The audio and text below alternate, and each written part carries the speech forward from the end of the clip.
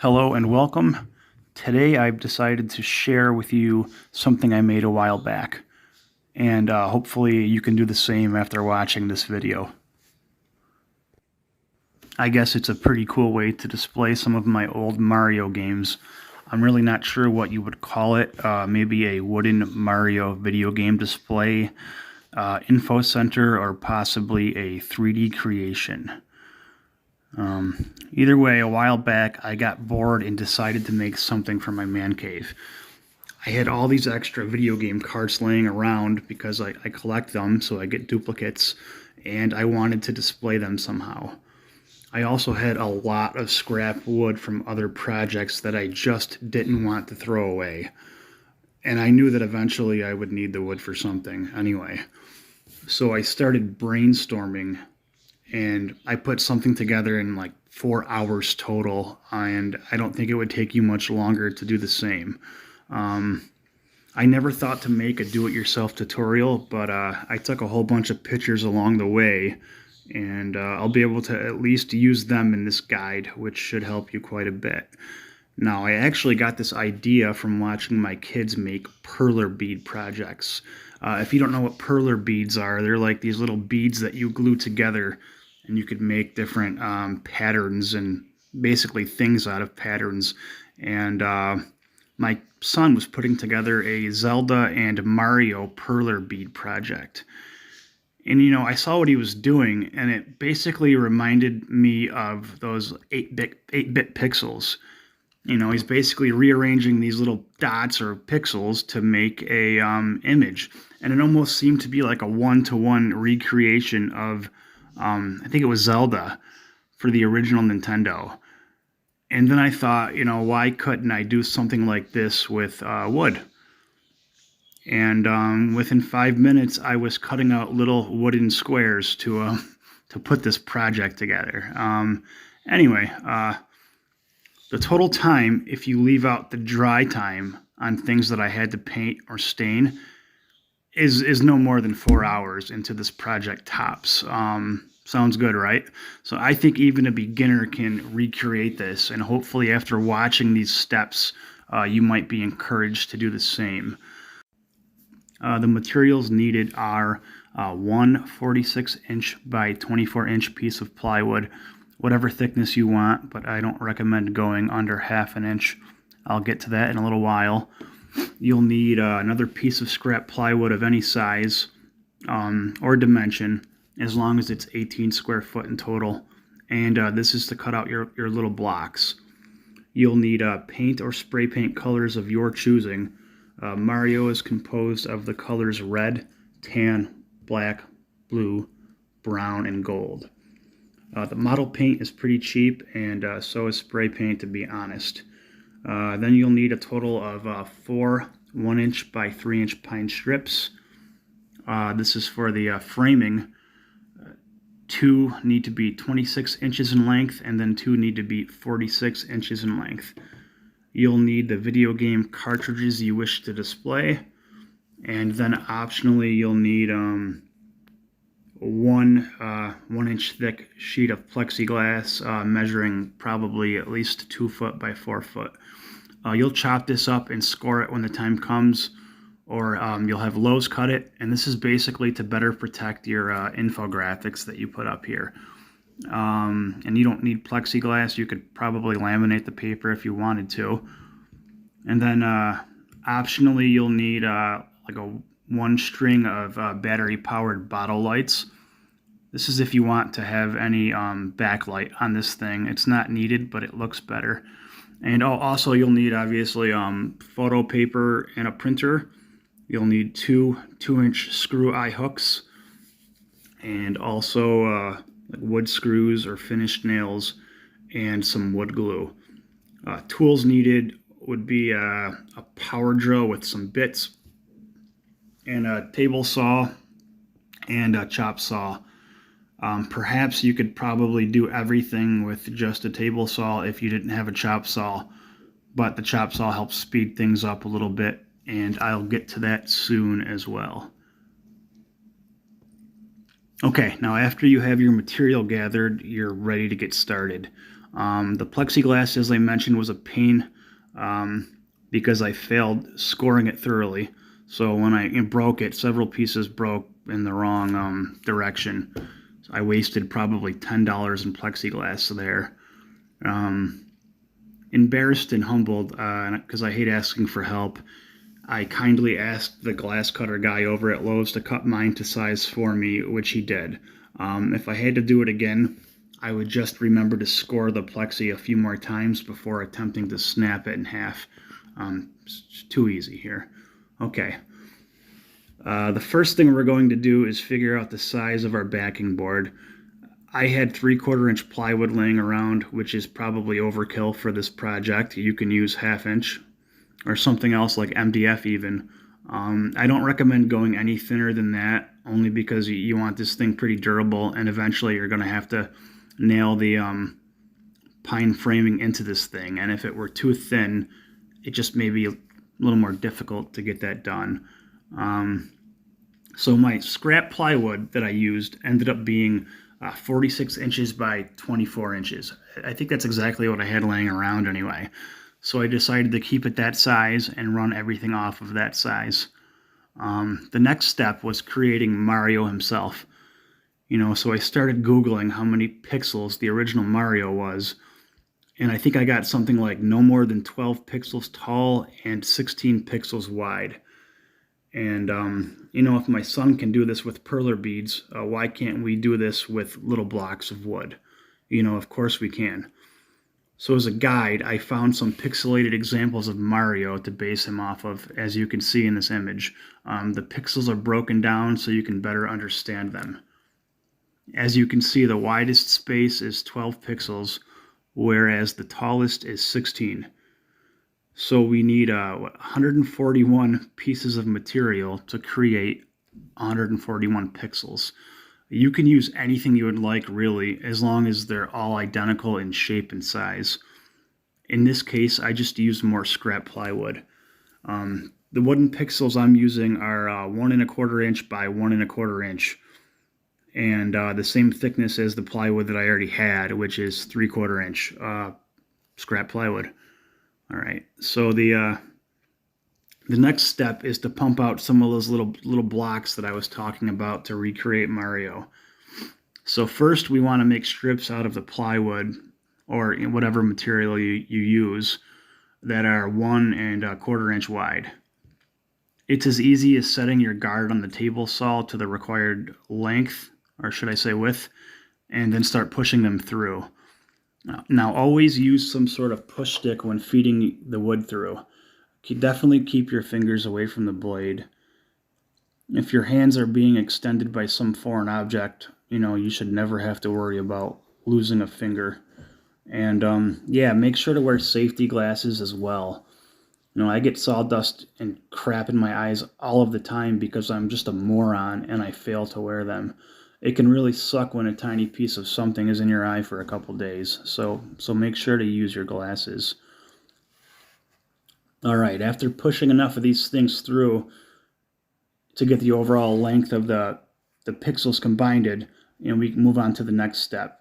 Now, if my math is right, that's 141 pieces. And if each one is 1 1/4 inch, then we need 177 inches worth of material, which is almost 15 linear foot. Don't let all this jargon scare you. It's really simple. You just need 1 1/4 inch strips of plywood, overall 15 feet. It's really that simple. Now that we have enough of the required length, now we got to move on to the width. It's as simple as chopping them with your chop saw at 1 1/4 inches again. Now in the photo here, you can see I stacked up 3 at a time, and I cut and I repeat until I had the number of squares that I needed.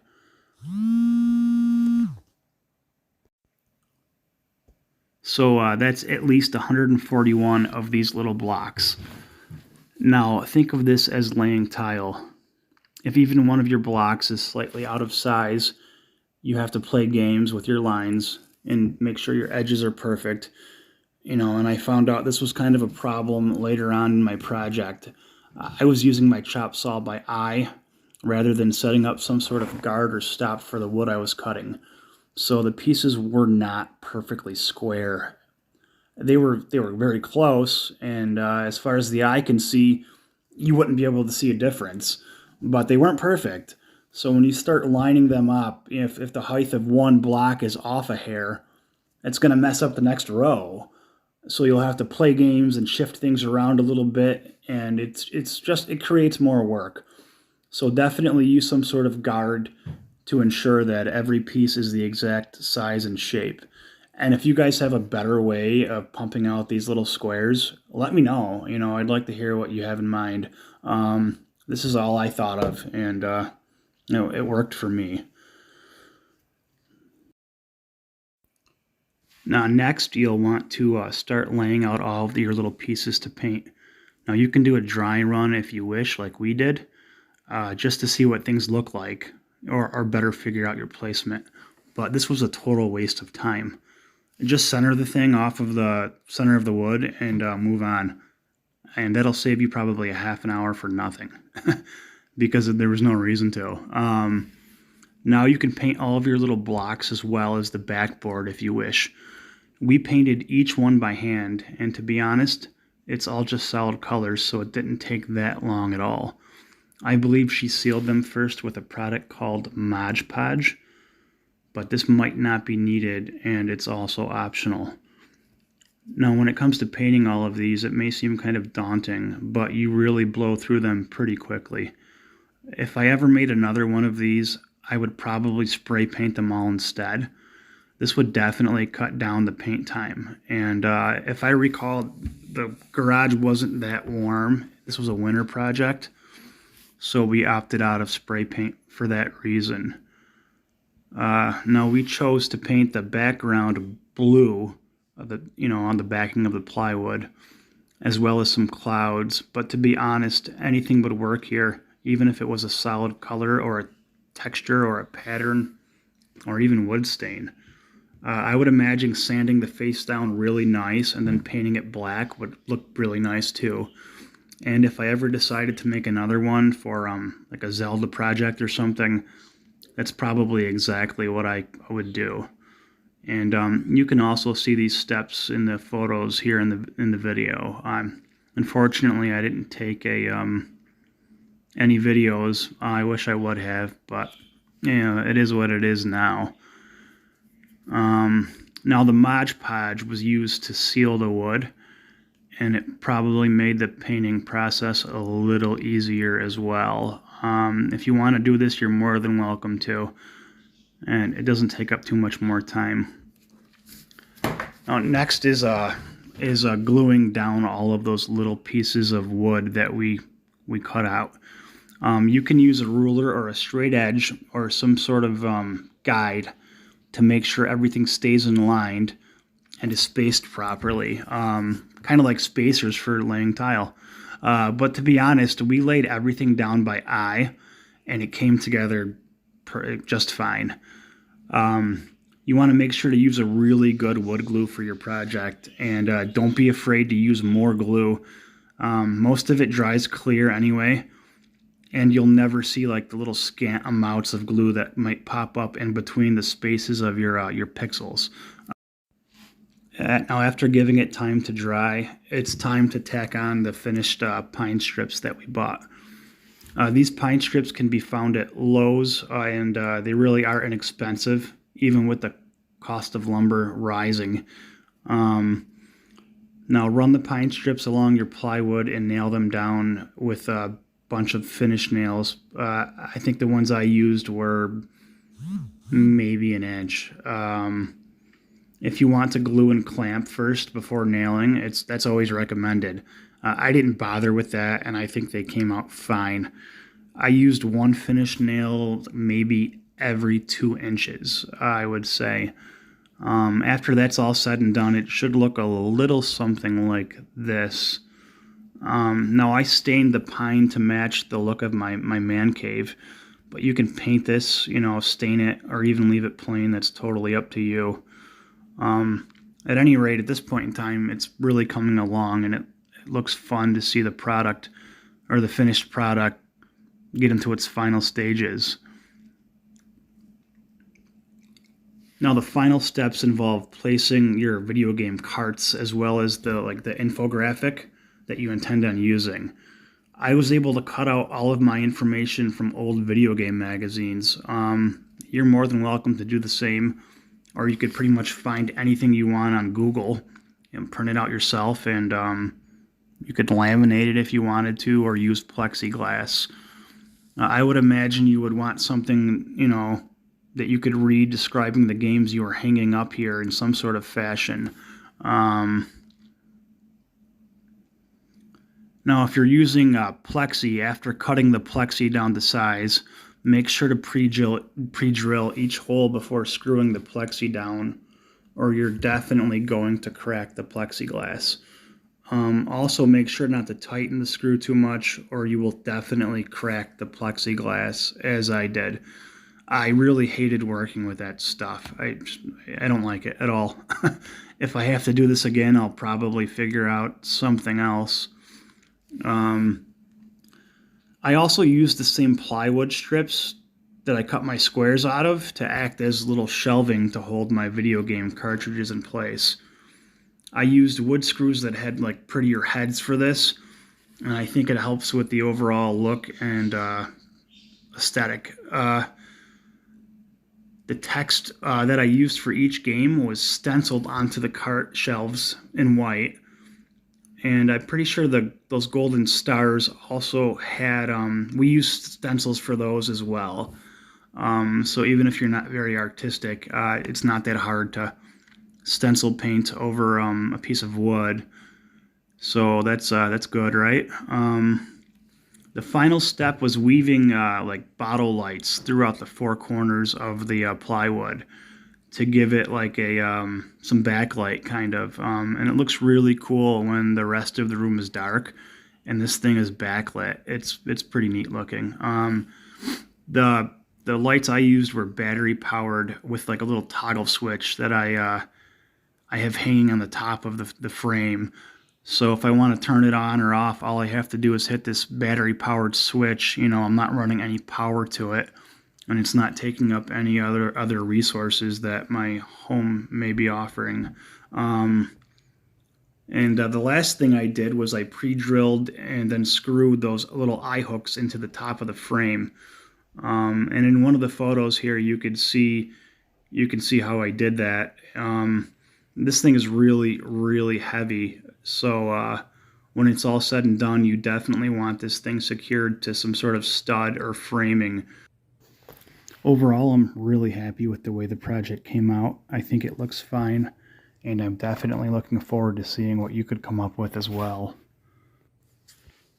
Overall, it wasn't a very long project. It's definitely something you could complete in one day. So good luck, and let me know how you make out.